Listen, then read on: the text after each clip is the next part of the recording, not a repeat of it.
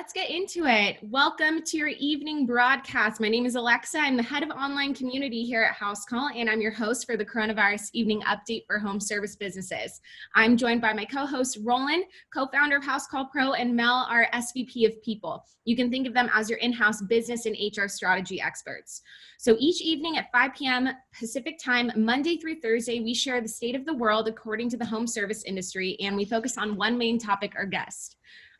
Tonight's guest, you're looking at two of them right now for our Workshop Wednesday. So if you want to watch past episodes of this, go ahead and head over to our YouTube. It's just Housecall Pro. There's a whole coronavirus playlist available for you to watch and go through. And then there's actually a bunch of resources that go with each evening update that we do that are in the Housecall Pro blog. So all you have to do to access those is housecallpro.com/coronavirus. And one last thing before we get into it, if you are not yet in the Facebook group, I will post the link there. But again, there's over 2,500 members in there. That is your biggest support right there during this time. Pros who are going through the same exact thing that you are. And this is also where we share all of the resources as well. So with that being said, I'm going to pass it to Mel for the evening update, and I will be back with Natalie in a little bit. Thank you. Good evening. Thanks for joining us, those of you who are here. For a repeat viewing, I've got lots of familiar faces and states and locations that I'm starting to be familiar with every night. And welcome to those of you who are joining us for the first time. I'm Melina Fairley, Senior Vice President of People here at Housecall Pro. And please feel free to call me Mel.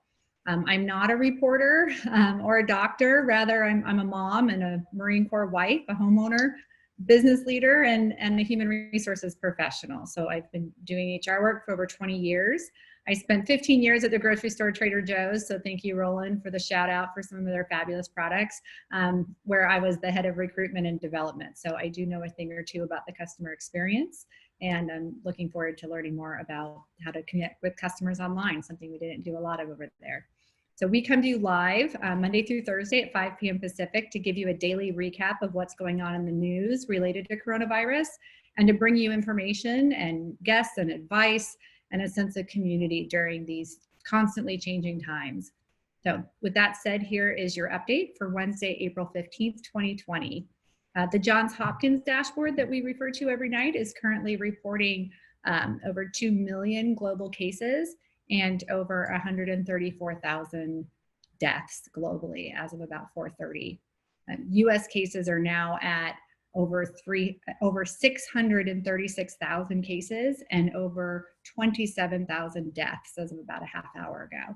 There you go. Roland's going to click into that for you. Live. There we go. Yeah. So I looked up at 4:32 p.m. and deaths in the U.S. were at 27,940, and now they're at 28,326. This obviously doesn't mean necessarily that's what's literally happened in the last half hour. This is just as the reports come in. So they do change this throughout the day as the reports are coming. And then Roland showed the other day, they've got a few new features here where they're tracking recovered, hospitalizations, as well as testing. So this is Johns Hopkins. It's a good source of up-to-date information. You can look at your state, look at countries that, of interest or places where you have family.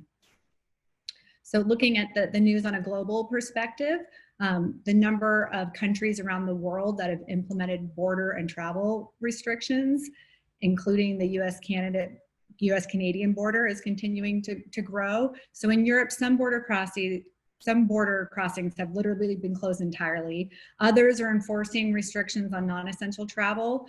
And in many places, particularly cities near national borders, workers that used to cross the border daily for their jobs are finding their journey difficult or even impossible under the new restrictions. So that's also contributing to economic challenges across Europe, where folks were used to going across borders easily for work. And so some of those workers are also people that serve some of the essential services, or even folks that serve in supporting roles in the medical profession. So that's currently an issue that they're working on.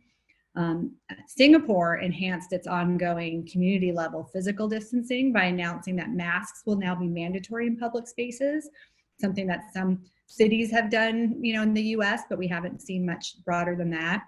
So Singapore, definitely known for strict laws and fines, and they've deployed 3,000 enforcement officers from dozens of government agencies to monitor for this compliance of maintaining distance and wearing masks in public. So back at home. Yeah, we in San Diego now we see that too. Grocery stores, gas stations, all the essential places, you have to wear masks. Otherwise they won't let you in. Yeah, I'm starting to see people wearing them on walks and on bike rides, which aren't required of us here in San Diego, but it definitely seems to be something that is becoming more common these days. Mm-hmm. Today, the president said in the White House Rose Garden at the daily coronavirus task force briefing that, quote, the data suggests that nationwide we have passed the peak of new cases, end quote. He also mentioned that number of more than 3 million tests that have been completed, and also announced that researchers were on the verge of delivering an antibody test to determine whether a person has previously been infected with the virus. So this is something that we keep hearing a lot about. You know, I know people personally who don't know if they've had it or not. They think they might have based on symptoms, but without a test for antibodies, it's hard to know if you've actually been exposed to it and had it or not, which could also make it more difficult for us all to return to work and be in buildings together if we're not sure if we've been exposed yet or not. The president also said that tomorrow he would announce guidelines on reopening some states, which is expected to have maybe some partial reopening or loosening ahead of May 1st. He said, quote, these developments have put us in a strong position to finalize guidelines for state opening, end quote. So I'll report back to you tomorrow once we learn what he said. He said that should be in the afternoon, so I should have that before tomorrow night. And finally, there's some good news on ventilators. So we've been hearing about the shortage of ventilators, and the U.S. Department of Health and Human Services announced that it finalized contracts to produce mechanical ventilators with several companies. So combined with the existing contracts, they've committed to producing over 6,000 ventilators by May 8th, almost 30,000 more by June 1st, and 137,000 and change by the end of the year. So certainly they don't expect us to need all of those in use. The units will be allocated to that national stockpile that we've heard about, which will then just to them to support state level responses. And there's even been some talk about, you know, us being able to support other countries and neighbors and allies, you know, with any needs that they might have if we're not using those ventilators.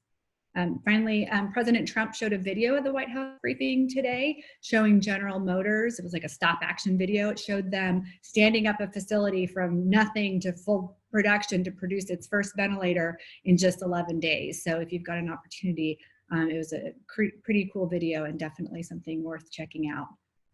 Alexa? Really cool.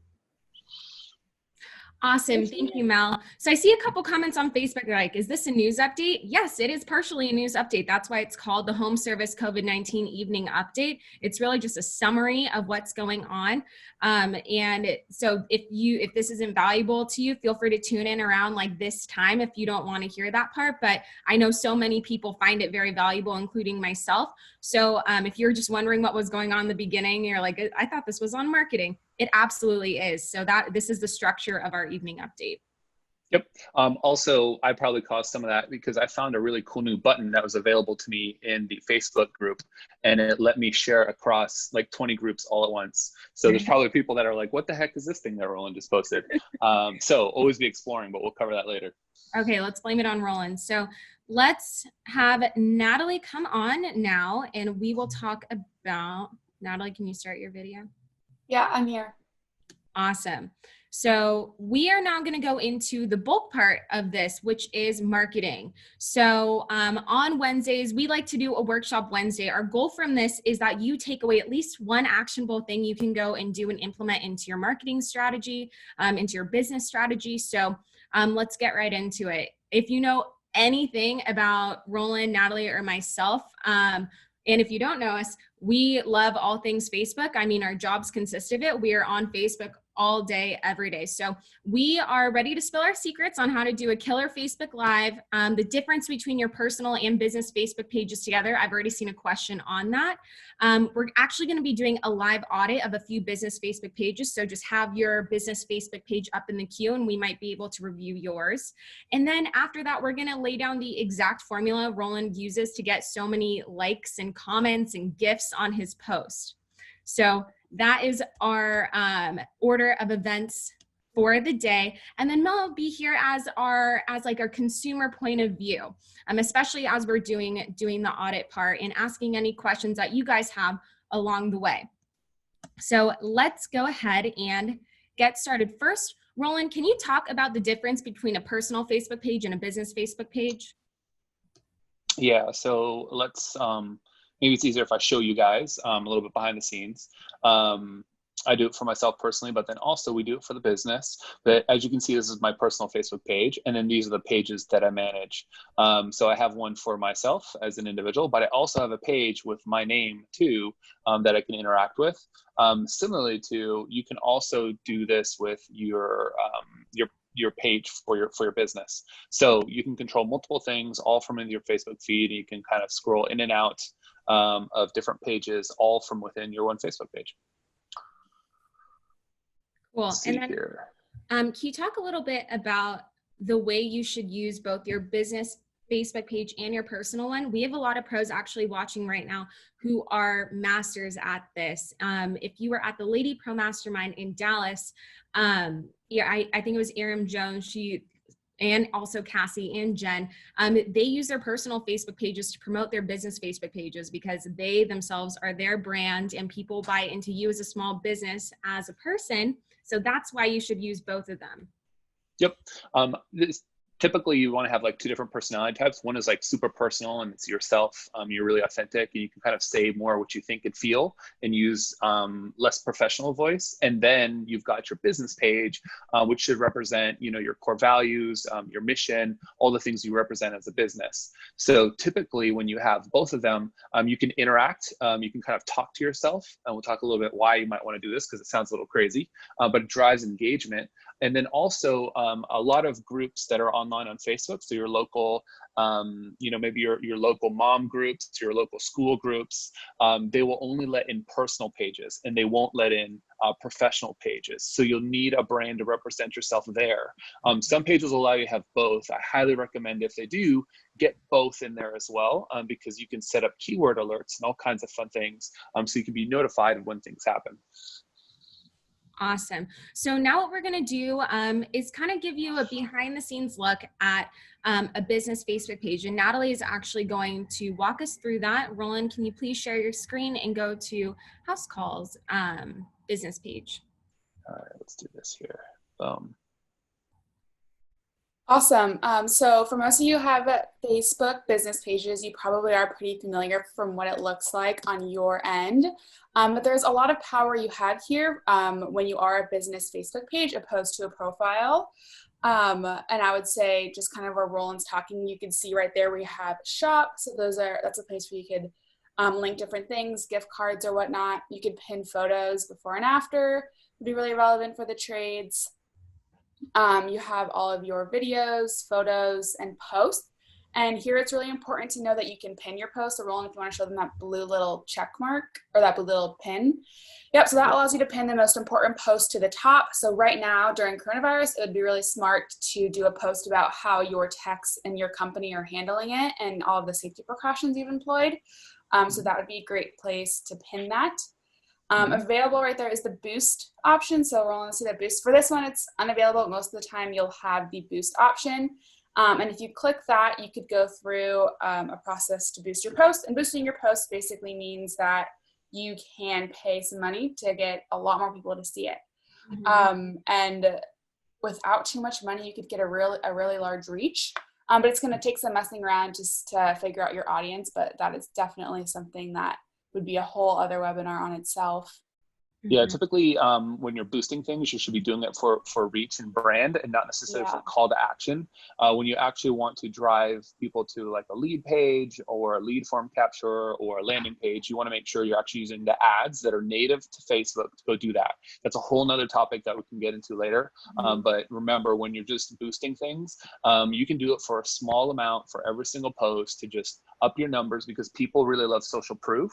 And when they see lots of view counts, then then they're more likely to click on it and view it themselves. So you can even spend things as low as $5 or $10 and get, you know, a couple thousand views. And that makes it so that when someone that's a prospective customer of yours that's checking out your page to see if you're a legit business and they see that kind of engagement, they're much more likely to take you seriously. And it also stops people from, you know, even price haggling and those things. When you have that really strong social proof, when you have those really good reviews, then you can command the prices that you want.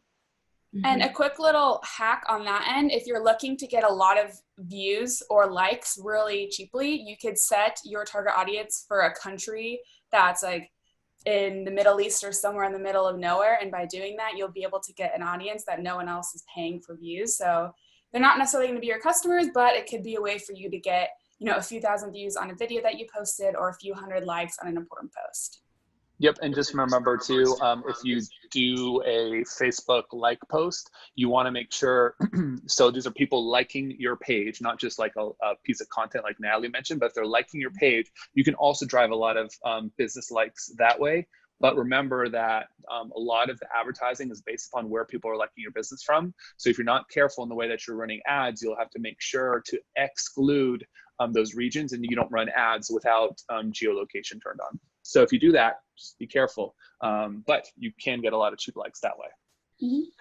This question is for both of you, Roland and Natalie. Since you guys do a lot of experimenting about what works, what would you say is like the best type of post to boost? Obviously, you just said it's all about like your brand on these ones. So what's an example of something our pros can boost to just start off with? I'd say typically things that are engaging is people like to see people above and all else. And then something that's been trending now for a while is, you know, the before and after, or like the time-lapse style stuff. So remember, when people are on Facebook, they're not actually looking for your business. They're just kind of scrolling. So you need to do something that either catches their eye. So humans catch their eye. And then obviously things that are kind of unique or sped up or just look different from other things around it. So whenever you're thinking about what is boost worthy, make sure that your content shows that. Make sure that that still frame, if it is like a live video, that you've got a good representation of what might be behind that once they engage with that piece of content, so it matches their expectations. Yeah, and you can also see if you do a post and you realize, wow, this post is getting way more engagement than all my others, that's a good time to decide to boost a post. And it's a hard fact that video performs so much better than pictures do. So if you get a chance, and even if it's just a selfie video of you talking to your customers, that is a piece of content that's really going to do well, especially on Facebook.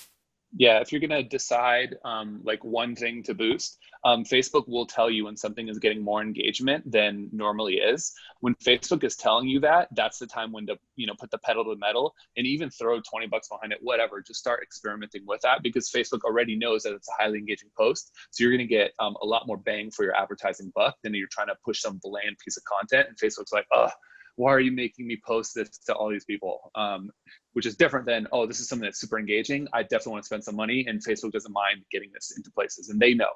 That's why they're sending you that notification. So make sure you're paying attention to those little notifications that are coming through on Facebook, because when you see that, you got to act pretty fast, because there's what we call a lot of decay on things that happen with Facebook. We'll talk about that a little bit later, and how you avoid and combat decay on posts, on videos, on advertisement, those things. But you want to make sure that you always go fast. Facebook's very not forgiving if you sit there and wait. Absolutely. And then from the customer side, Mel, I know that you are new to Facebook, but as a consumer, as a homeowner, what types of posts or ads would be the most appealing to you during this time? Yeah, I think, you know, in general, we've talked about advertising before, and things that just have a little bit of heart behind them right now are the things that I'm drawn to most. So like, even if it's an ad for something frivolous that has nothing to do with COVID, just if it's got some emojis and things around it that are just like, hey, for these tough times, like, here's, you know, a new product or item or something to think about, or just sending a little positivity out to you with a before and after of some really cool project and, you know, in home repair services. So it's the ones that seem like they're clued into what's going on. And right now, I think we're all looking for positivity, a little bit of wholesomeness, a little bit of humor, and lots of heart. 100% agree. And I think on that same note, another example of something that you could do, maybe you dropped off groceries on your route for an elderly couple, and you have a picture of yourself or one of your techs out on the route. Like, again, pictures, videos, boosting those are really great. Like Roland said, people like to see people. So putting any of the goodwill that you're doing and putting out into the world right now is clickable. I want to know local businesses in my area that are doing that. Everything that I've clicked on Facebook and on Instagram has to do with a local business doing something that they don't typically do for their community. Is there anything else on the Facebook page before we get into auditing? We decided we're gonna do 3. We're gonna do one from Facebook, one from the chat, and then Anna Rivera, who I was talking to earlier, and she's just been at every single one of our Facebook lives. She messaged me earlier, and so we're gonna do hers too. She's a pro leader as well. So go ahead and put your linked Facebook page into the chat and into the Facebook thread, and Roland is going to choose the one from Facebook, and Natalie is going to choose the random one from chat. Ooh. All right, so I'm looking at Facebook right here. So the Facebook live feed, boom, right here. So if you post your Facebook page in here, then we'll review that here.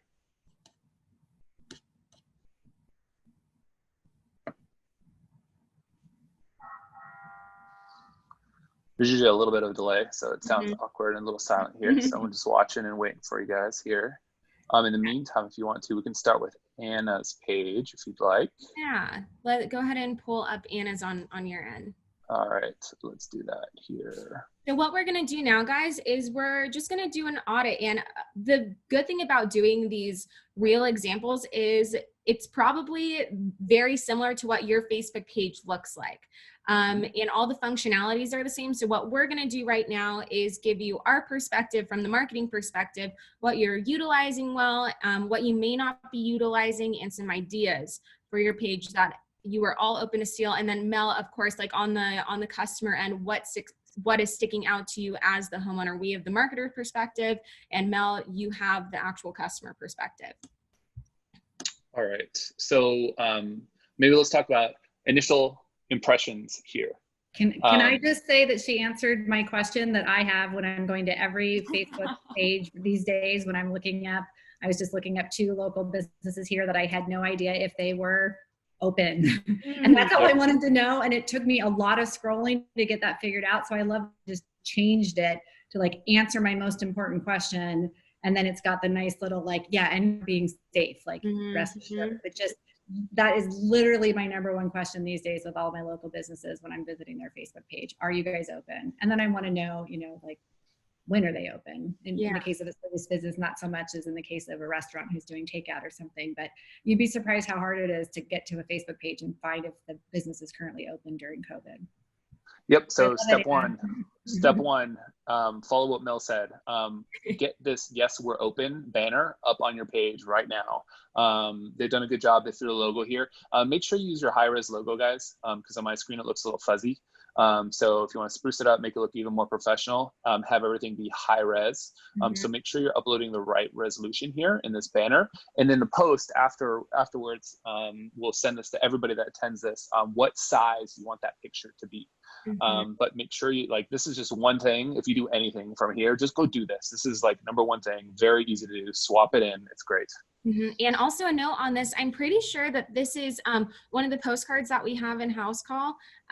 You can just go screenshot it in there.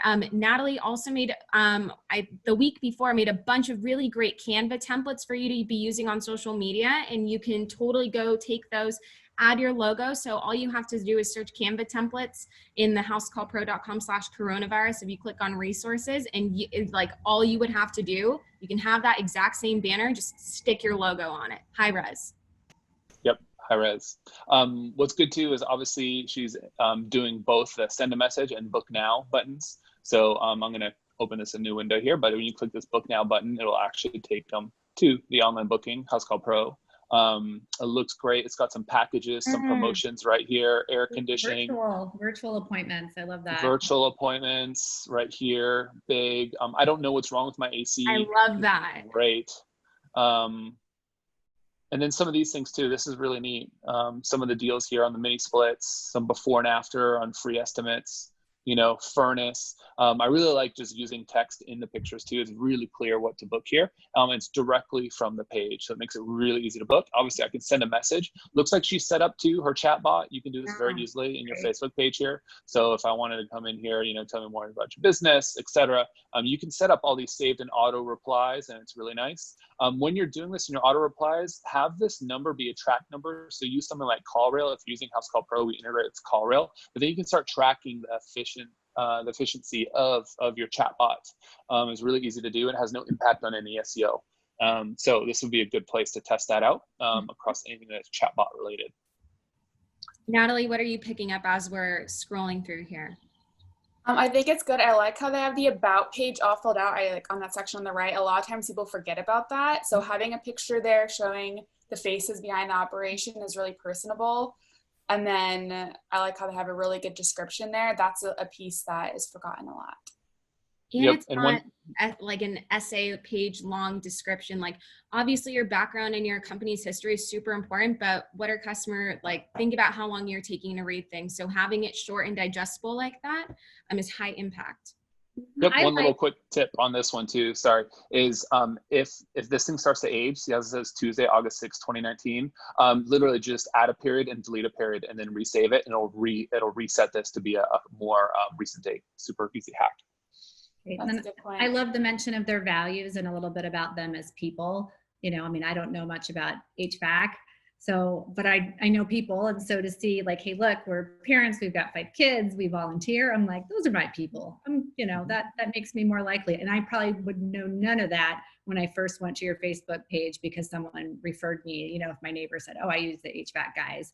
I certainly wouldn't expect to get a husband and wife and a story about 5 kids and volunteering and family first. So I love that little personal touch. Makes a big difference. Yep. Can you click see more on the most recent post? Yep. So we got a post here and we'll talk a little bit about this. Any single time you guys throw a URL in here, remember Facebook's in the business of keeping people in Facebook. And we'll go a little bit more deep in this tip, but never include the URL in these things if you want to get reach. If you don't mind not getting reach or you're boosting it to combat the decay that's caused by adding a URL in here, you can do that. But every single time you add a URL in here, sometimes it's better just to sneak it into the picture because then Facebook can't see it or penalize it in the same way that they would if there's a link in here that takes you off. So as soon as you go off the page, you obviously see the Facebook click ID. Facebook knows, guys, that you're leaving the site. Great website. The pop-up, by the way. Another hack for that, and again, we'll go over this later, is don't put your link in the description, put your link in the comment, the first comment. So you guys probably see us doing that a lot when we're saying register for tonight's webinar. The link is in the comment and I'll stick it in the first comment. Yep. One thing I do notice here that's also unique is that they do have their facebook.com/the HVAC guys 19. So they have their custom URL, which is something you could set up, and that makes it really easy if someone wants to share your page. So that's something that all business owners should definitely be doing. Mm-hmm. And then one more thing about the HVAC guys page, if you scroll down a little bit, Roland, to services. So keep scrolling. Yeah, here. So you have a picture. If you're going to have services listed on here, make sure that they're up to date. Make sure that the structure of them is similar. So when people are clicking see more, it's the same, like free estimate on new system doesn't have a description, but the dispatch fee does. And you have awesome pictures in your online booking that you can throw here as well. So just make sure everything is consistent across the board. Yep, looks like they installed a constant contact mailing list in here. Obviously with these ones, I would typically say something a little more catchy around the call to action, which is get $50 off your service call or some reason, or get 10% off your new install or something, some reason for them to put in their email besides just get the latest news and offers. I don't want any more emails unless I can do something now. And you'll see around the web that if you go shopping anywhere in any e-commerce sites, the first thing that says like, hey, sign up your email, get 10% off. And I was like, okay, maybe if I'm going to go buy something, I'm going to want to use this 10% off discount code. So do that in here and use those same strategies when you're asking for someone's email address. Also, Michelle has a question. How do you get that right side about area? So it should come on your business Facebook page. Again, guys, we're looking at the customer facing version. So the one that we showed you on the Housecall Pro side, that was what you will see on your business manager side. But if you don't see it there's going to be a settings at the top bar. All you have to do is click page settings and it will take you to all the things you can add there. So if you see like the photos, videos, all those items on the left-hand side, you actually have options to like take away some, add some, and the about section is in there. So you can set that up through your settings. Yep. Let's take one more page here from Zoom over here, unless you guys still had one more thing to say about that one. Nope. We can move on to the next one. Natalie, you want to choose? Yeah, I've got one over here. All right, here we go. All right. Oh, can you see it? Finley Mechanical Heating and Air? Yep. Yes. Perfect. So this page, I would say probably adopt the similar thing that Anna had done with HVAC guys. So putting that we're open and that you're employing the COVID-19 safety measures. In the posts here that are at the top, there isn't a picture. I would think my first thought would be to make sure that include a picture or video on your post. That way it makes it easily scannable. When people are on social media, they're scanning until something catches their eye and then they're going to read. So you want to get them in with that hook, that image, or that video. Mm-hmm. But even for not having a picture, you have 34 likes and 4 shares on it. I don't know if it was a boosted post or not, but that's still really, really good. Yeah, no, that's really good. And that's pretty consistent too. I was looking, if you scroll down, definitely a lot of engagement on the post, which is really nice to see. And then it looks like you're also commenting and replying to your to the comments on the post, which is really important to help boost engagement. Mm-hmm. And we're going to talk about why that's important a little more. And if you guys aren't doing that, that's another. So first thing is changing your header. And second thing, go through your recent posts. And if anyone has commented on it, go and respond to them. Even if it was something like Happy Easter, you could respond back with, I hope you had a great day with your family inside. Yep. And one more thing. Oh, go ahead, Roland. I would just say typically people don't care about your logo whatsoever. You care about your logo greatly. But when you go to the header here, I would just remove your logo altogether or just put it off to the corner. Also, people put like LLC, in all kinds of places. No one cares that it's LLC. Realistically, it makes it look maybe a little bit less professional. So I would say if you're going to do your main profile picture as your logo, that's kind of okay, maybe, but definitely not as your header, guys. Like that is so much screen real estate. You can use with something so much better because it doesn't inspire anything in me. I really don't care about it. It's better to show what services you have, show a picture of you. Remember, people love people. So that's definitely what I would do there. Mm-hmm. Yep, that's a great point. Real quick, Jenna, I love the point about responding to the posts because, I have been posting on some of the local businesses pages. Just, I think we all have a little bit more time at the end of the day. There's only, so much news I can take. So, I've just been posting like, hope everything's going well. And like just to one of their posts on some of my local businesses. And I'm so thrilled when someone just writes back like, thanks, same to you and your family, even though I don't know them, they don't know me, but I'm just engaging with a post that they made. So, it really does feel special. It's there. Lots of times your comments just go unreplied from the business itself. They maybe get other comments from other people, but getting a reply back from the business, does matter to me. Totally. Yeah, that's a really great point. And I would definitely say it's important to do that on reviews too. So you can see right here on the left bar, it looks like Finley has a lot of reviews, but he's only responded to one here. So making sure that you respond to each and every one of these, give them a like and give them a comment is really important. Going back to Mel said, it makes someone really feel appreciated and thanked when you take the time to respond to their review or their comment. Mm-hmm. And on the same note, we actually have a guest next week, and it's going to be all on reviews during the coronavirus. So we can get their take too on responding to these older ones. What's the best way to ask for reviews right now? So that's a little taste of what you have to expect for next week. Awesome. Anything else you guys wanted to go over? I love that picture of Gary right there. He has a few. So actually, Gary, what I would do, since it looks like you're very good at taking pictures on the job, is you, like, when the coronavirus is over, I love seeing pictures of you, your team out in the field, on your header image. So don't feel afraid to put those on there. And let's see. Yeah, so adding the about section on here. And then I think that would be most of my edits. I would say he doesn't have the little about on the right here yet, but the picture. Most of the stuff is in here, which is good. He also has the book now at the top, so that's really important to help turn a viewer into booker. And he also had the chat pop up, which are all really good things. Can you click see all in post, Natalie? Because I was seeing some posts from like 2018. I want to see how often Gary is posting. We can give some tips around there. Yeah, it looks like he posted here to address the coronavirus, which is really good. But it looks like before that, it had been almost 2 months before the last post. So, and then back in November. So I definitely think that consistent posting would be really helpful, especially since you're already getting a lot of engagement.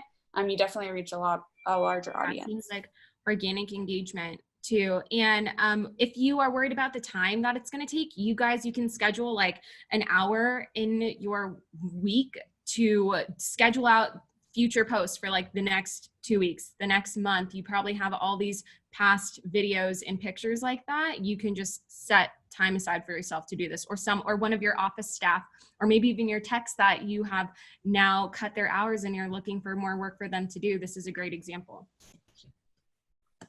Absolutely. And then we'll do one more roll and choose from our Facebook thread. Let's look at Facebook here. Let's see. And Gary said, while Roland is choosing, Gary says, thank you guys. I'm old school and tech stuff is not my big suit. I can fix anything that keeps you hot or cold, LOL. I feel like that's the sentiment of a lot of our viewers here. And that's why we're here. We're here as your sounding board to make this stuff less scary. Really anyone can do it. And so our goal is to equip you with the knowledge and the actionable steps to go and do this yourself. Yep, because since so many people are thinking the exact same way who work in the trades, if you do this, you're going to be way ahead of all of your competition. Yep, that's the whole purpose of this. All right, so here we go. Okay. This is Cameron's page, Pure Light. Love that Cleaning photo. specialist. So this is awesome. This is like, you know, I would just say take this photo, Cameron, and put "we are open" and throw COVID over this. Like, just do that. Use this exact same picture. Perfect right now. And then later on, obviously you can switch it back to this one. But this is great. You know, it's family run. You and your wife, and then your employees. Super cool. Obviously, you've done a really good job here. Getting people to recommend you. 66. That's definitely a great job. I've also see that you invited me to like your page. So this is something really important, you guys. Obviously, when you create your personal page and you've got your business page, you can use your personal page to promote your business page, and you can invite all of your friends to go like it. Obviously, if you got a lot of friends, you can get a lot of likes very easily that way. So I'm going to go ahead and give Cameron this like right here. So likes don't really do too much besides just the social proof side of things, or if you're running advertisement to people that like things that you posted. So I would say if you have any deals or things like that that you're running, you can use some tricks there to get people to, hey, if you like this post, we'll give you a coupon, and then you can advertise to them afterwards, more stuff down the road. I'd say on the photo side of things, that was today. Yeah. Earlier this week. Earlier this week. So it looks like Cameron. Like that. Yeah, the kids. Before and after. Great. Yeah, the word for this, by the way, it's that trends is called clean porn. And it's because there's something that's like super, super dirty and then super, super clean. And you're like, oh my gosh, that's so cool. And you're so attracted to these images. And then things like this that do really well are time lapses of something getting clean. And people don't know what it is, but it's just like, it drives engagement and true views through the roof. And I like the ones too that sometimes have the words on top that it says clearly, like before after, because every once in a while I'm not sure what I'm looking at, and then as soon as I tune in, oh, this is a before and after, and then you look real close and you can see all the detail. So putting that on top of photos can help Yep. us know what we're looking at. Mm-hmm. Yep, he's got some good videos here. I would just say, Cameron, literally just spend like $10 on each one of these videos and just go boost them, even if they're maybe not that one because it's 5 years old, but so some of these older ones you're gonna want to. I would say these like 2 weeks ago, 22, like some of these recent ones, just go boost them because it looks much cooler and it's super cheap to do it. And another good thing I see here with Cameron with his videos, first of all, that's not something I see on a lot of pros pages. So my challenge for you, if you haven't done a video this week, try to do a video this week. You probably have something in your phone already, like a before and after video. But I want to talk about the length of it. His videos are short and digestible. So some I see are like 30 seconds to like 3 minutes, 30 seconds, which I would say is like the threshold for uploading a video. A live is different. And we're going to go into that after, but keep in mind the length of your video. If you're uploading those, shorter, the better. Yep. You can see him doing live here from a customer's home. This is like a great idea, obviously get their permission, but when you go live and you just talk about what you're doing, a lot of people say, hey, Roland, I don't know. You always seem to know what you're talking about when you're live. Like, how do you know what to say and how are you saying what you're saying? Really, I'm just babbling and just talking, but it should be no different for you because it should just be really natural. And the easiest thing is, most of you guys, after you complete your work, you do a customer walkthrough. What you can do is you can go live and pretend that you're doing a customer walkthrough before you even show your customer. So you can use this as time to A, practice, and B, create this easy marketing material that you can just prop up right on your live. So just pretend like you're literally talking to the customer and just walk through the job that you just did. And that's just what he did right here. It's great. You can see he's got a good amount of engagement and views through there too. Totally. Yeah, the only thing I guess I haven't seen from Cameron yet is I don't see anything COVID related. This is all like pre-COVID, or even while it's during COVID, you're posting just regular before and afters, which again is great. But there needs to be some type of announcement on here about the precautions that you're taking. Cool.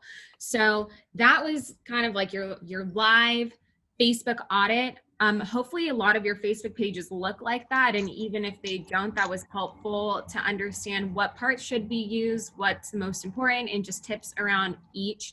Someone asked, where can we get the COVID pictures from? So they're in our blog. Natalie and I will find that blog post before the end of this webinar. And if you are a Housecall Pro user, then they're already in your postcards. So you can just go take a screenshot of it.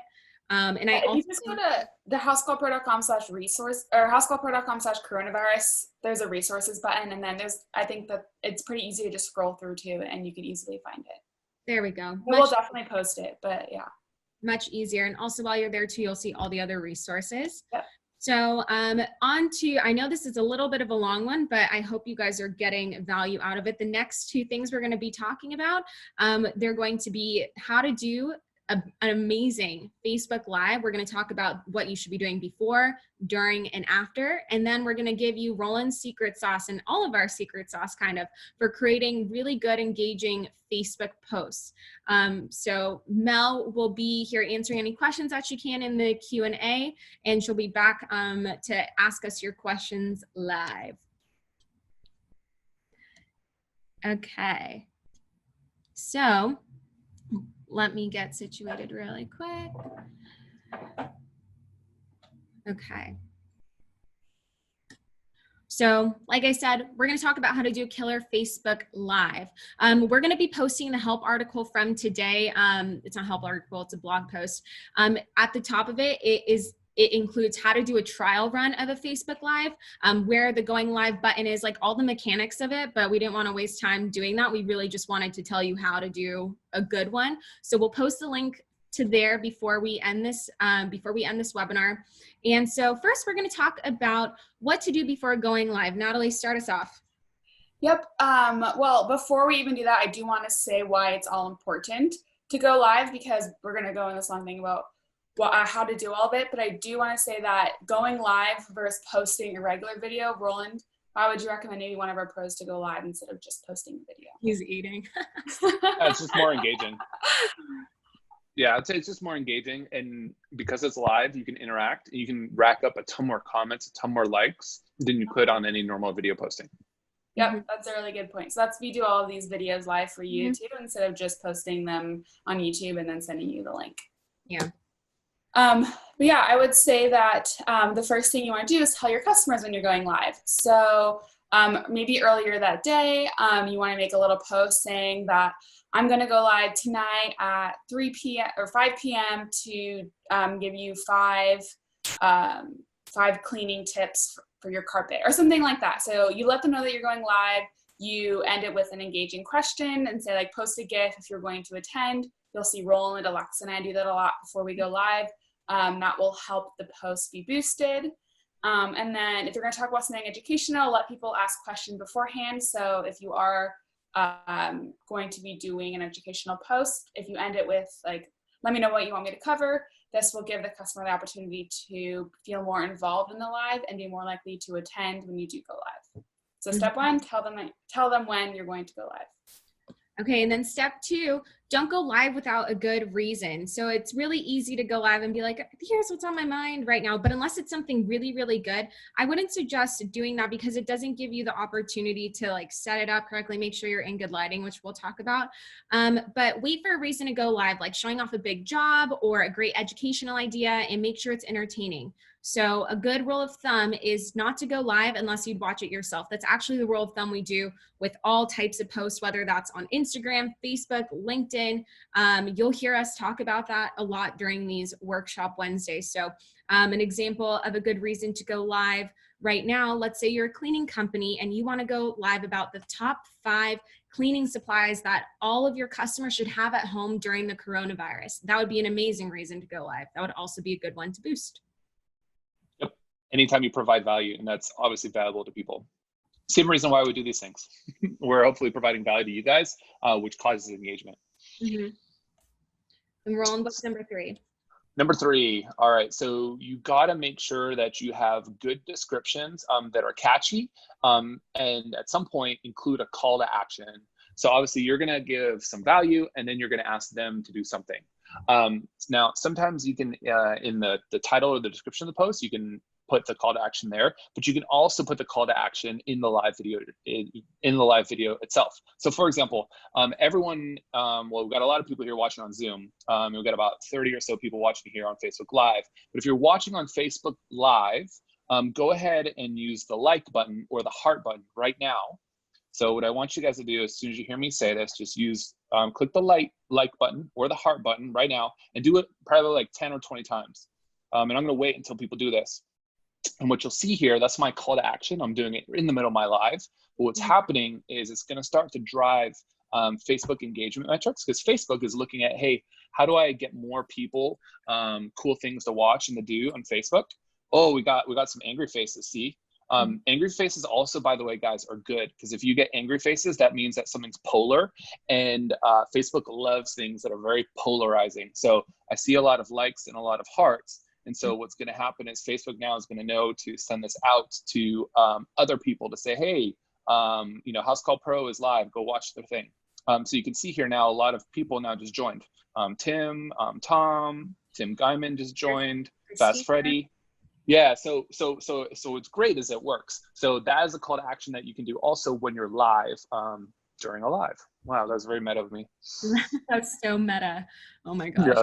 And the next one, I decided I wanted to talk about this because if you've been watching from the beginning, it's that sometimes going live, there's some hiccups in your mechanics. So step number 4 before you go live, double check all of your mechanics. So I have an extra step because I cast from Zoom into Facebook, but if you are doing a Facebook Live, they should be like very natural and in the moment, but that doesn't mean they should be any less produced, or you should you should forego the quality of it. People still want to watch good videos. So for instance, make sure you're in a quiet place away from distractions. Make sure you're filming horizontally so that your picture fills the whole screen. And make sure you have a good connection, which at Housecall is really a hit or miss with us. So you guys have been with us through these struggles. and make sure you're filming with the light on you so people can see you. So you'll notice all of us right now, besides Natalie, but Roland and I are practicing what we preach. And the light is facing towards us. I'm in the light. It's not dark where I am. You look like you're in a dungeon. You can cheat a little bit too. This thing's called a Lume Cube, and it lights up. And so when it lights up, you know, you can see it lights up the face, and you can do different like filters on it too. So there's all kinds of cool professional gear that you can kind of buy that's super cheap. Like I think this was, I don't know, like $40, $30. If you're doing a lot of these and you're in a dark place, it really lights up your face. And you can also make really scary faces too, which makes it fun for people to watch. Yeah, Roland likes to hold it up like this, but I want to talk about one point in there is holding it horizontal. So you can't, I'll get closer, you can see my phone. This is my cat, by the way. It's a sticker of her. So before you go live, so I have it, we're live here. Before you press start, it is important that you are already horizontal when you press start. It will not flip horizontal if you start the live vertically. It will not start that way. So, or it will not flip horizontally. So make sure you start with it like this. You'll get all the options at the bottom. It doesn't matter if you're on Android or on iPhone. That was like Inception. That was very meta of me. I like it. And then Roland, what's the next one? What is the next one here? Oh, you should think about doing this both on Facebook and Instagram. Once you feel like you're comfortable with going live, obviously you can link your Facebook page to your Instagram page. Obviously Facebook owns Instagram, in case you guys didn't know. And you want to make sure that, you know, the content that you create, you can often share both ways. So you can go live on Instagram and then make that go live on your Facebook page and vice versa. And then alternatively too, you can double up with things like Zoom. Zoom, you can go live on Facebook and YouTube and all kinds of other places. So you can really get that exposure out there. But it's pretty easy to set up those options to either double post, double go live, and you can use really both platforms to do it. Yeah, you can connect the two together. So we connected it through Instagram. It's just a little bit easier that way on your phone. Maybe we'll post some screenshots of how to do it, but it's super simple to connect the two. And so you'll notice if you follow Housecall on Instagram, which you should. Also lady.pros on Instagram, you should also follow that too. We have it connected so that any stories that we make or any posts that we do automatically go onto our Facebook page. So you can connect your business Facebook page that we just went over. So if you prefer to be on Instagram, you're like doubling up there. So we absolutely recommend that. And so we've just talked about what you have to do before you go live, setting yourself up, making sure your customers know that you're going live, your mechanics are all good. So now we're going to talk about what to do during your broadcast. Yep. So the first thing you want to do is acknowledge your audience. So tell them hi, say hello. The whole point of the live video is that you are in it with them and you're there to engage. So you want to be personal, interact with them.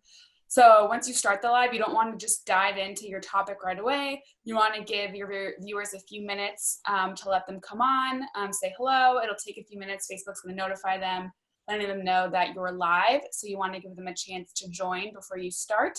And then encourage them to leave comments. Roland just showed you how valuable that little like button is. So tell them to throw you a heart or a like to help boost the post. And then ask them to ask you any questions that they might have. Yes. Then, oh yeah, go ahead. Go ahead. I would say a really easy thing to do. So obviously we just did that like exercise with the like and the heart. So we're at about 20 viewers and now we're back at 32. So what Facebook does is when you first start your stream, Facebook looks and sees, okay, for the people that just joined, are they sticking around? Because if they're not, then Facebook won't promote you to the next tier. So if you think about it, it's like a waterfall and you got to make sure that the first people that join, they stick around. So an easy way to do this is ask them, where are they from? Hey, where are you tuning in from? If you want to get even easier than that, just say, hey, and their name. Hey, and their name. If you want to get them to post, which also shows engagement, you can also do something like, hey, how are you guys doing? So for example, all of you guys right now that are watching on Facebook, can you guys give me an emoji with how you're feeling? So go ahead and write in that comment there an emoji with how you're feeling right now. And if you post that emoji, I'll start first. This is the example. to start posting your emoji and how you feel. This will help drive more engagement because Facebook will be like, hey, people are actually talking. And Facebook doesn't care what it is. Obviously, they want a little bit longer form content, but emojis and GIFs are super helpful for this. Totally. Yeah, absolutely. Yeah, and starting off with it, before Natalie goes on to the next point, you'll notice that we always start off with a question, whether we're on Zoom or on Facebook Live, because it can be anything like, tell us where you're tuning in from. That's a very basic, simple one, but it can also be on like the topic of your live. Going back to my cleaning example, if you're going live about that, you can ask your customers, what's the one thing that you keep running out of? One cleaning supply that you keep running out of in your house right now. Just make sure you get creative with it. I like to write down the questions beforehand so I don't forget, because when I do that, it boosts all of our lives on Facebook. Yeah, I feel like these are typically the bonus questions that your teacher would put on the test in grade school because they wanted to be nice and give you extra credit. So there are things that anybody can answer. Totally. Yep. Okay, and then I would say that the next point is that you're going to want to go live for at least 10 minutes. So especially if it's your first time, you might get a little bit nervous and you might want to end it quickly, but just slow yourself down, take a deep breath, and you want to make sure that you're on for at least 10 minutes because live feeds are more effective for longer material. So Facebook is going to like that you're spending a little bit more time on the live. So the max is actually 4 hours. You definitely don't need to go that long, but you definitely want to pass that 10-minute threshold. That way that people who want to tune in and get a lot of value out of the stream, that video will be more discoverable for them and for the audience. Yeah, anything under 10 minutes, just upload as a video itself. Yep. Good feedback. All right, so next tip. This is tip number 8. Provide context throughout. So obviously people are going to be joining in and then tuning out and joining in, tuning out. They are in their own real life. It's not fair for you to expect everybody to sit there and listen to you go on for however long it is, unless there's a ton of value for them. So what that means is as people join in and join out, if they don't know what's going on because maybe you didn't put the right topic or heading, it's always good to repeat yourself a little bit. So that way they can get pulled into it too, and they don't feel like they're kind of alienated and they tuned in to like, season 3, episode 5 of Ozark, and they're like, what the fuck is going on over here, guys? And you're just like, I don't like this show, and you go out. So make sure you kind of give them context so they understand what they're tuning into, so they don't feel like, all right, now it's just time to leave and maybe I'll just watch it from start. Sometimes even you can reintroduce yourself in the middle of the video, but typically once you build that base, you don't necessarily have to do that anymore because hopefully they'll know you by then. But anything to just catch everybody up. It's really simple just to say, hey, and so just so you guys know that are joining a little late, we just covered this, and this, and we're gonna be talking about this, and this. And that way you're always providing kind of that roadmap or that table of contents throughout every single video you do. So for those of you who just joined us on Facebook, we're currently talking about all of our tips that we use to go live on Facebook and to have an awesome Facebook Live for those of you who just tuned in. And then the step number 9, this is super simple, smile. It might feel fake to you sometimes, but the thing is, like, if you're smiling, you actually just start smiling and you're in a better mood. Your audience will respond to a friendly face. So when you're speaking, obviously it's a little harder to keep smiling. You'll see us be more serious during it too. But at least when you're starting off your live, make sure you're smiling, make sure you're welcoming people into the live, because I'm not going to click on someone who's like staring at me like this, just waiting for people to join. So I have to remind myself of that too. So this is where the test broadcast can come in. It's not natural to smile on camera, so you can always practice. Yep. And also just know that the screen cap that Facebook's going to take to promote in the feed is going to happen at some random time kind of in the beginning. So if you start off the video like picking your nose or do something funny, remember that's going to get screen capped and be used as the thing that Facebook's going to use to go promote it to everybody else. Yeah, Alexa and I have made that mistake many times where it says like uploading to Facebook, and we think we're not there yet, but we actually are, and we're having a total sidebar about something completely different. So yeah, be mindful of that. Yes. And then Natalie, what's step number 10? So the next thing you want to be mindful of are your filler words. So we are all guilty of this, but using words like and like and all of those, they're very natural when we are nervous to talk about something, and they can take up a lot of space and can make you seem less professional. So it's something that you'll have to practice. You're likely going to say a lot of those words on your first live, but the more lives that you do, it'll come more natural and be a lot easier for you to keep going forward. Mm-hmm. It's something that's so hard, especially when you get nervous. But if especially when you're reading about that and trying not to say at the same time. And then you say Yeah, and then I'm like No, okay. So the last step obviously is 11, give an actual sign off.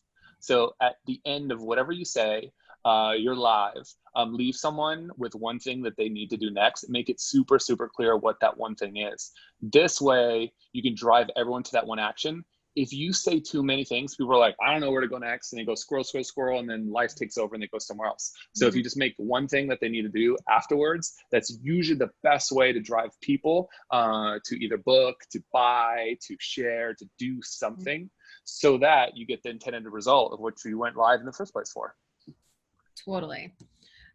So that is what you're doing while you're going live. And then just two quick things after you go live.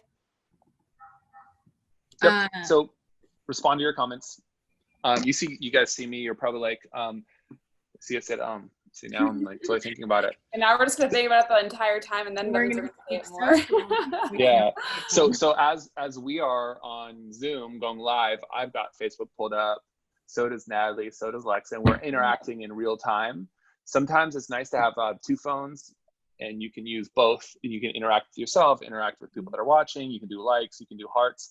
This shows Facebook that you're super engaged, but also to people that might be too shy, it shows that you're willing to interact with them. Mm-hmm. And everything is about being real and authentic. And so when you're commenting, also after you're even done with it, then people feel like you go through all the comments. So they're more likely to leave comments for you in the future, which helps drive more engagement, which is great. And a little hack on that. So we always encourage all employees of Housecall to watch our evening update. We encourage them to watch our lives that we do in the Facebook group. And so it's nice to have a second pair of eyes in there. So if people are commenting on your stuff, if they are asking you questions, you have another person in there, because with Facebook, like Roland said, there is a lag. So sometimes that's why we're like waiting, but it's because people haven't seen it yet. So having an extra pair of eyes in there could be very helpful to you. And then finally, if you have the time, definitely go back and watch your live video. We do sometimes we're like, oh, that was so cringy, but watching yourself, it can be uncomfortable, but it's really an opportunity to see what you can improve on, such as those filler words, whether you're smiling or not, and if people are asking questions that you're missing. So for me, I try to rewatch them, but sometimes I'm like, I can't do it anymore. But that's when it comes in like, oh, I was not smiling for 20 minutes during this instructional Facebook Live. And just the last thing, like, remember to have fun with it. Your customers are watching you. They use you because you're a small business. You are a person. You are not a corporation. No matter if it's just you or you have 50 employees, make it fun, make it you. Don't feel like because you've seen one of your competitors doing a live, it has to be the same exact thing. Like, that is probably the worst thing you can do. They're watching you because they've bought into you, your brand, and your story. All good points. And we know this is going a little bit long, but we still have the same amount of viewers. So we're just going to go quickly into Roland's secret sauce formula. Maybe Roland, just to give everyone an idea, if they haven't seen your post, share one of your most recent ones, or whatever one you want to share, just to have a visual. Yeah. Here's a couple of them. So obviously, here's one that I did back in February. And this is an example of a video post that I made, and we'll go into why and how I did this. But you can see that I'm starting to ask questions, and then there's a reward, and then also there's a native video in here. So I'm not resharing a YouTube link, I'm uploading a video directly to Facebook in order to do this. Here's another example. So what I'm showing you guys, obviously, pros are our customers here at Housecall Pro. So I interact in a lot of other Facebook groups that aren't our own as well to attract people. And you can see here, this is a post that I did, which did fairly well here, which is a survey about lead gen and advertising platforms. So You can see here, I listed some, which ones are your top. And then, hey, if you want to link to the full report, just write, I want the report. We're going to break down all these different things that we've done. But you can see here, 418 comments, lots and lots of engagement. And the most recent one was this one, which was the championship, where we were getting reviewed. So that way we could get the most reviews in a certain amount of time and we could win. But you can see here that we won. We beat out 128 other companies to win that. But you can see the different components that we're going to talk about here in a second for what things you need to include to make a winning and engaging post. So those are some examples, and your goal is to get, so when I ask the question like, yes, I have a Facebook page, I'm amazing at using it, I'm basically an influencer, that's like Roland level. So that is all of your, I'm starting to get there. I'm really trying. But our goal is to have all of you be influencers in your space. So we're going to go through Roland's formula for creating a post like that. Yeah, so maybe I'll just pull this one up here, and you want to walk through it, and then the different pieces that you see here that make up a good post. So I know that this is like a topic of like there's two different sides of it. We have pros who absolutely love emojis and pros who are like, I do not want to use that at all. However you feel about it, the majority of people like seeing these, especially when they're relevant and fun, and also they're attention grabbing. So even if you don't like them, you're still noticing them because you're like, oh, I don't like that. So that's the first thing Roland does. On all of his posts, you'll notice that he starts off with relevant emojis. They're attention grabbers. So this is a Roland tip that he's going to teach you right now. Yeah, so there's this Rocket app here. Let's see here. Why are they not popping up here? Here we go.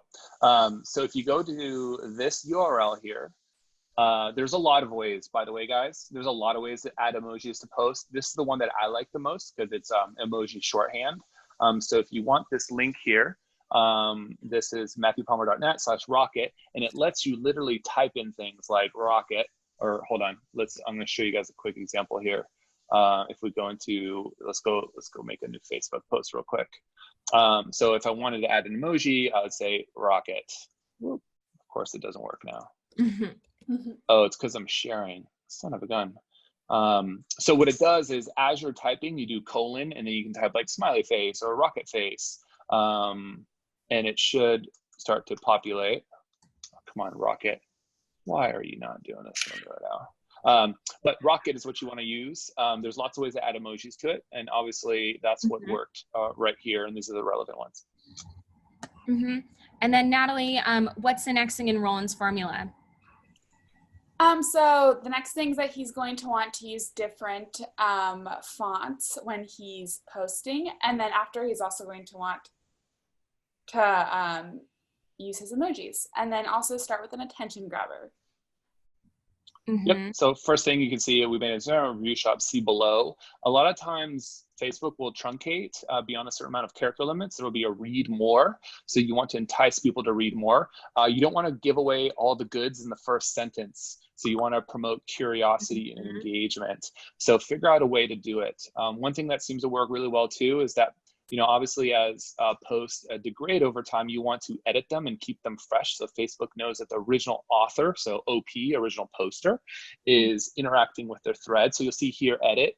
I'll be updating this as time goes on. And then also even provide a status. So this actually had a whole different paragraph here as we're actually doing it. And then here, for example, we just put some previewing rules. But as you can see, as I'm typing here, you can change the heading status. You know, you can change it from bold. You can do pull quotes. You can make things look interesting. So that way in the feed for people, it looks different. Yeah, and 99% of people do not do that. So if you are like able to make your post look like this, like it's going to be so much more engaging in the feed. It's really not that hard to do either. But a thing to note about this is that it's like not available to everyone. I am the only one out of this group here who does not have access to this, but I'm the one who's on Facebook all the time. So what I do instead is I focus more on the emojis, and then Roland's next tip in his formula, you can see on here, is segmenting things out. Make sure all of your sentences are indented and spaced. No one likes seeing a big clump of words because it's a lot to get through, especially when you're scrolling on your phone, because that's where the majority of your people are going to be looking at this. So you can see he's indenting.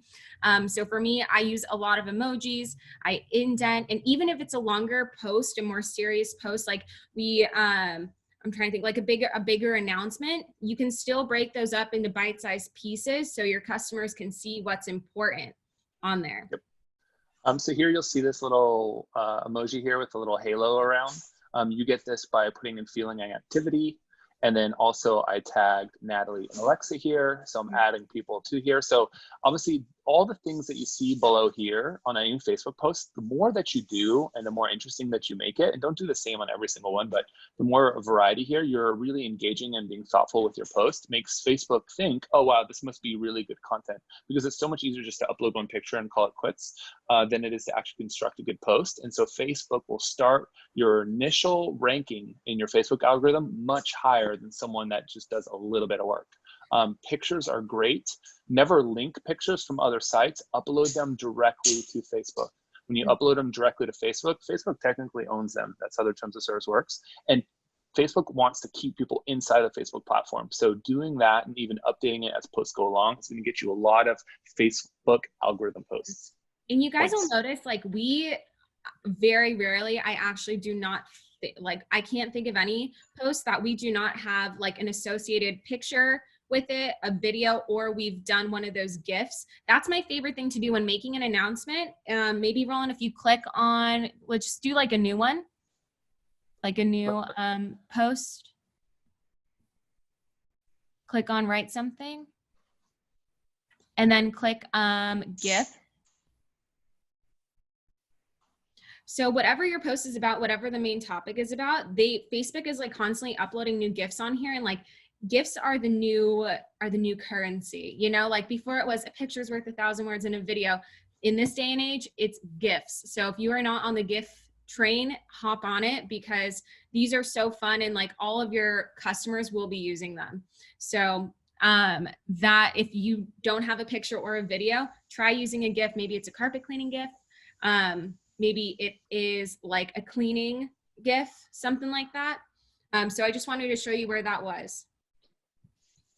And then, Natalie, what is one of our last items in the secret sauce formula for engagement? I would say the last and arguably one of the most important is to always include a CTA. So CTA is a call to action, and so that is enticing all of the people who viewed your post to do something about it.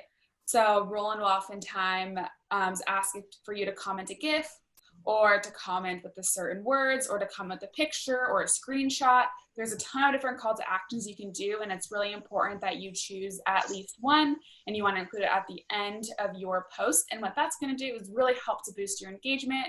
The more people that are going to comment on it, the more Facebook is going to show it to even more people. And it is, I think, one of the finishing acts to the secret sauce. All right, so here we go. Let's try that one. Thanks, Roland. You should go edit that one. Post your favorite GIF below. Mm-hmm. And since you're using, since you and your commenters will be using things that are in Facebook to post, they're going to keep boosting that. So when you guys are thinking about what to post, think about things that Facebook is providing to you, because they're going to want to feature those things most. And it's a super easy way to get engagement. You'll see one of the past posts, Roland was welcoming a group into the coronavirus, or welcoming new members into the coronavirus group. And all he said was like, post a thumbs up or a thumbs down emoji for how your business is doing right now. Like, that's super easy to do. So think about things like that. And then the last thing is like, just make it sound like you. You'll notice that when Roland posts, like, it sounds like him. When I post, it sounds like me. I'm not trying to be someone I'm not trying to be too formal, because I think that's what my customers want. Obviously avoid profanity, and you can still like make it fun and make it you without doing that, keeping it professional in that way. And just remember that this will not happen overnight. You need to start doing it in order to start seeing results. So you also need to be engaging on other people's posts. You need to be posting consistently. And over time, you will gain more customer interaction and engagement because they're looking forward to the stuff that you're posting in the lives that you're doing. Whew. So we know that was a lot, but hopefully it was valuable to you guys. We're going to go into some Q&As right now. We'll bring Mel back on to ask us the Q&As. We'll go through a few and then we'll answer the rest through text. I had one cue from some of the questions I was answering. Roland, you might have an idea for people that have a logo, but maybe their logo is horizontal and it never fits in a box. Like if someone wants to get multiple logos, do you have resources or, you know, online design places that you would go to if someone wanted to price out getting their logo reworked into a couple of different formats if it keeps getting in their way how they've got it? Yeah, sure. If you want to have someone help you with your logo, there's a couple places that I recommend. The first place that I recommend is a place called Fiverr. So it's Fiverr with 2 R's. Wait, is it 2 R's or 3 R's? Two. It's F-I-V-E-R. I thought it was 2 V's, no R, no E. No, it's Fiverr. Yeah. So it's Fiverr.com. And there, if you search logo or logo design, it's super, super easy. There will be someone there revamp it, or you can get another one. Just be careful for the really cheap ones, because sometimes they're using stock art or they're ripping someone else's off. So it might not be original, and then you might get a letter down the road. If you want to get something a little more professional, take a look at something like 99 Designs or Logo Tournament. That's where you can post a bounty, and you'll have multiple designers submit all kinds of different ideas, and then you can have them work on revisions. So you can kind of pick from the best and get a lot of ideas. So that is 99 Designs and Logo Tournament are great places. And then ultimately, you know, I would say in any area you are, there's probably some local designers that can help you. So kind of support local, find someone there. They'll probably know what you're looking for. I bet you a logo designer in San Diego's got a way different mindset than a logo designer in New York. And obviously connecting with where you are is a big part of why you want to have a good logo. And then my last shout out will go to Dan Antonelli of KickCharge. So they do amazing logos and amazing branding work. Also Ryan Kettering as well from Prolific Designs. Those are 2 great other resources. They will do truck wraps, logo design, all kinds of stuff. But make sure whatever you do, ask your logo designer to get your logo in vector format. So vector format means that your vector format. Boom. I feel like you're setting me up. I'm going to ask for my logo in vector format, and they're all just going to laugh at me. What does that mean? Yeah, vector format allows your logo to be blown up the size of a billboard. So vector, what vector means is your logo is a set of equations to the computer, so you can make it as big or as small. And then something like a JPEG or a GIF or a PNG, if they're not big enough, then what ends up happening is you start seeing those fuzzy pixels. And so you'll see that from time to time on logos, and you're like, oh, it's kind of hard to read. So you want it, and that's called raster. So you don't want a raster image, you want a vector image. Those typically come in the form of a .ai or .eps file. So those are the ones that you really want. And if you don't have those, make sure you get them. That's great advice. Exactly what I was going to say. Okay, let's go for a couple more questions, Mel. What do you think? What was the URL for emojis again? That was asked. I will post that here. Make sure you're posting to everyone, not just panelists. Oops, hold on. I broke my own rule. Oh, there we go. Bam. Obviously that's for the Mac. If you've got a PC, there's lots of things. This is not the only way to do emojis, guys. This is just the way that I know how to do it the fastest, because we use another software called Slack. And so there's a shorthand for all these emojis. So once you learn them, you can go real quick, and you can just type them all out without having to slow down or use your phone. And then another question was about Instagram versus Facebook. So I know this topic tonight was Facebook, but what should our pros be thinking about which to use when, or is Facebook the one that should be the primary? What's the story? Well, they're both owned. So Facebook owns Instagram. So that's an important distinction to make, which makes it really easy for you to do one post and syndicate it out to both platforms. So if you're going to do a post, make sure you have your Facebook and Instagram connected.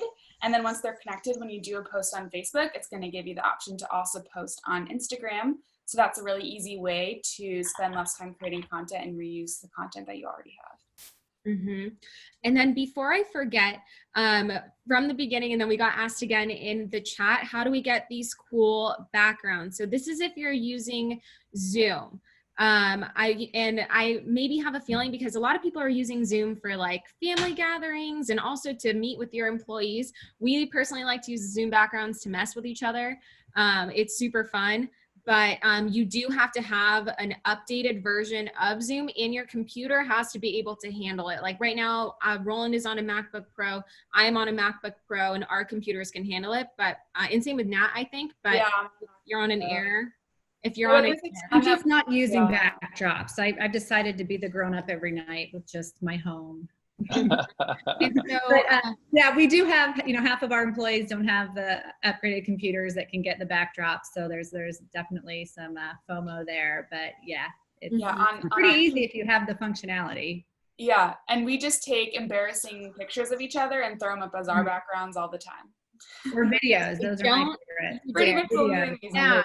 So to kind of continue on with that question, how to do it, because we all had to learn.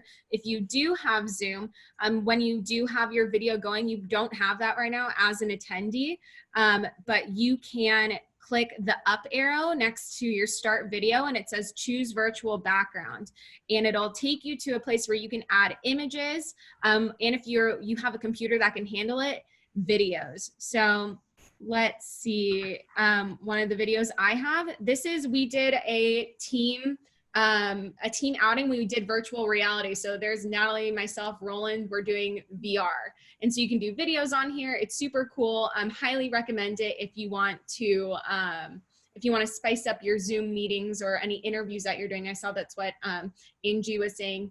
She said, I thought Mel's Parlor was a backdrop. The other thing that happens is if you leave your Zoom camera unattended like this,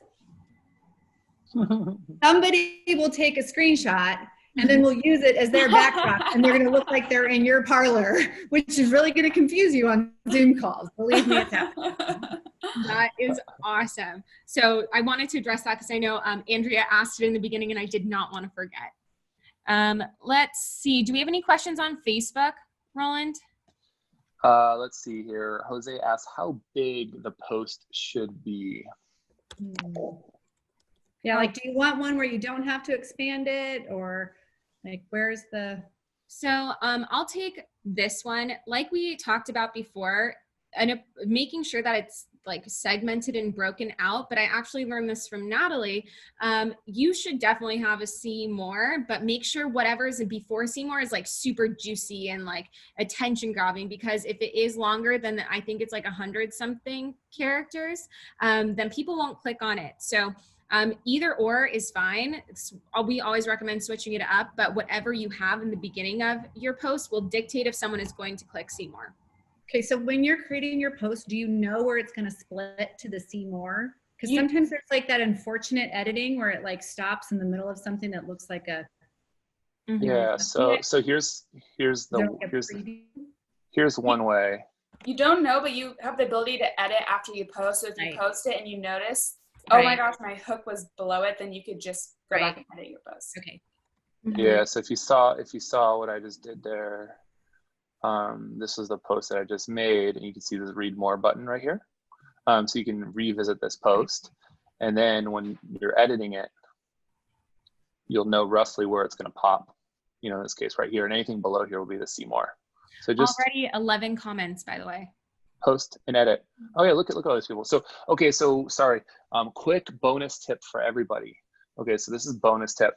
Facebook loves it when the OP, so the OP stands for original poster is engaging with the content, because what they don't want to have happen is someone post something and then just ghost it. So in this case, I'm going to say, Brandon, you get ticket 1.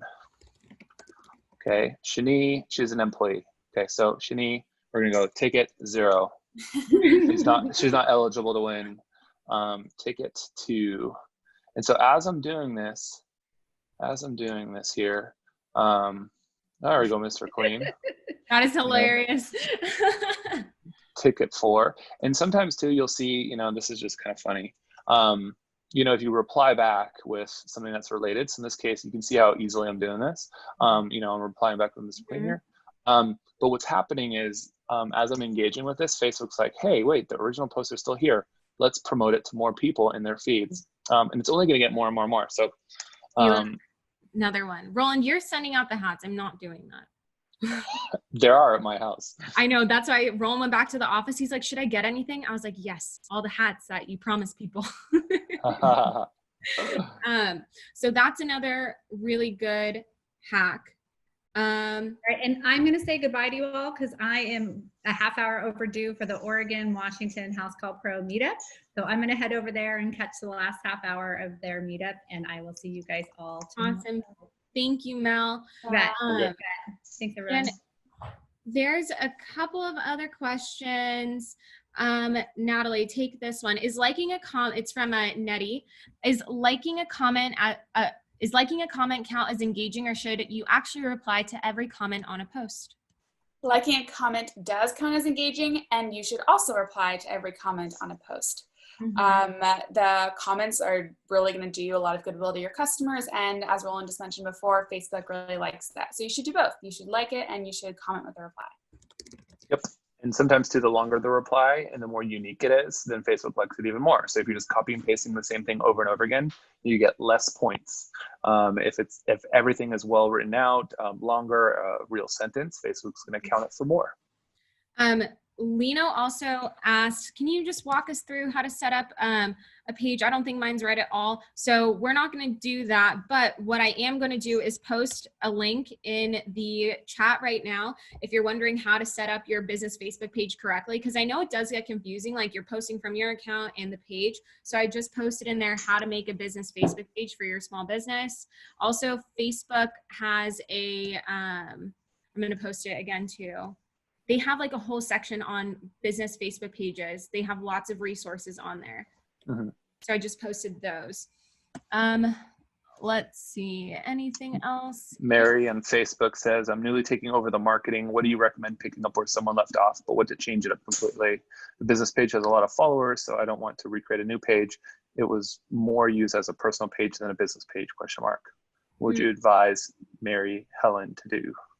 So the first thing I would do, Mary Helen, is do an audit of all of your marketing systems. So that's your Instagram, like all your social media, any email marketing that's going out, newsletters, any like texts that are going out. So just do a quick audit and see like what's the current, like what's the state of them? Are these actually good? Are they like getting likes because they're good, or like people just sympathy liking them? I don't know.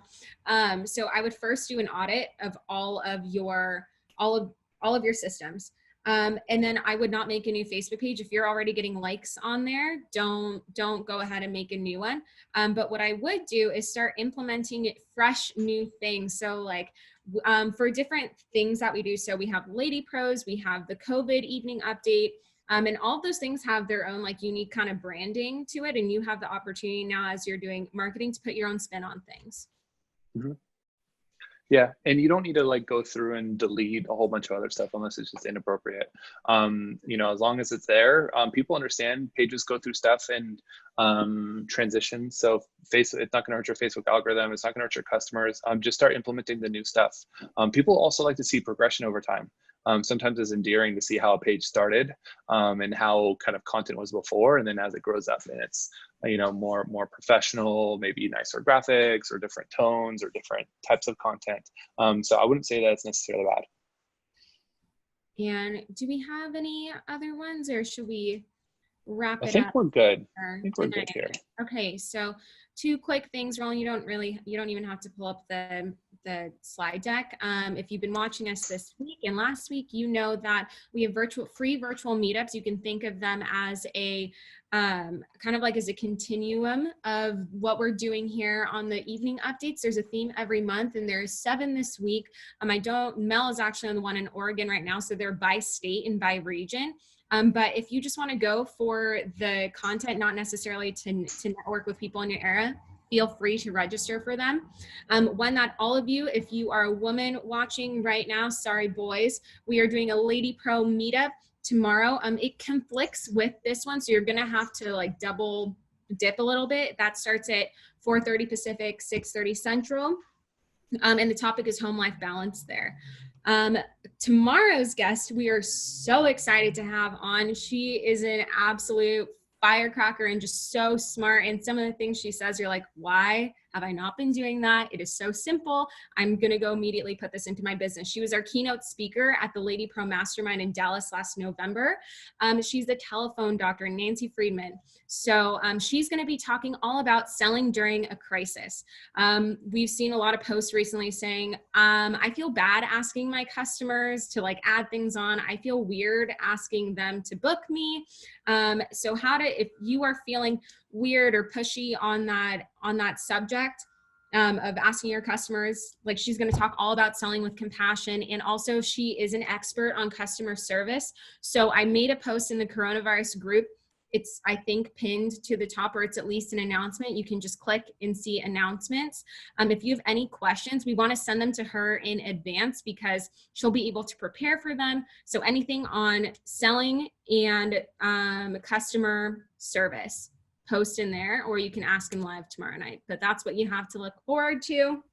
Tomorrow night's going to be our last I just hit my mug. Our last broadcast of the week. Again, we're going to that Monday through Thursday schedule, so you can have your Friday evenings back with your family. And we will be sharing what the topics are for next week's show schedule tomorrow. So other than that, have a great night. We hope this was helpful. And we're going to practice what we preach. Roland, Natalie, what's our one call to action from this Workshop Wednesday? My one call to action is go change the header image on your Facebook page to include that we are open and that you got your COVID safety precautions in place with that check mark. So if you need access to that, we will post a link to the image that we created that you can literally steal and throw your logo on top of it. So go do that right now. Yep. I would also say that you want to make sure that that post that you have pinned to the top of your Facebook page is also about the coronavirus, also about an elaboration to that header that you just added, elaborate all of the precautions that you're taking, all of the new services and ways you're dealing with it. That way that your page is up to date so people can book you. Mm-hmm. And then I think my CTA, so you're getting 3 CTAs. After you do Roland's and Natalie's, try doing a Facebook Live. Think about one topic that is really relevant right now for your customers, because what you guys can do is reuse these lives. What we do is we take snippets of them and we make them videos of their own. So think of one thing in your industry that would be helpful to your customers right now that you can go live about. And before we leave, let me post this, the help article, the blog post. Where is it? Right here. This is exactly what we talked about tonight in terms of the Facebook Live. Make sure you go there. If you don't have a chance to click on the link, just go into the housecallpro.com/learn and search for Facebook Live, and it will be in there. Other than that, we appreciate you sticking with us for an hour and a half. We know that this was long, but we hope it was helpful, and you'll be able to go and implement these 3 call to actions at least. So have a great rest of your night, everyone. We'll see you tomorrow evening at 5 p.m. Pacific. And yeah, go have a great night with your families. Talk to you soon. Bye. Bye.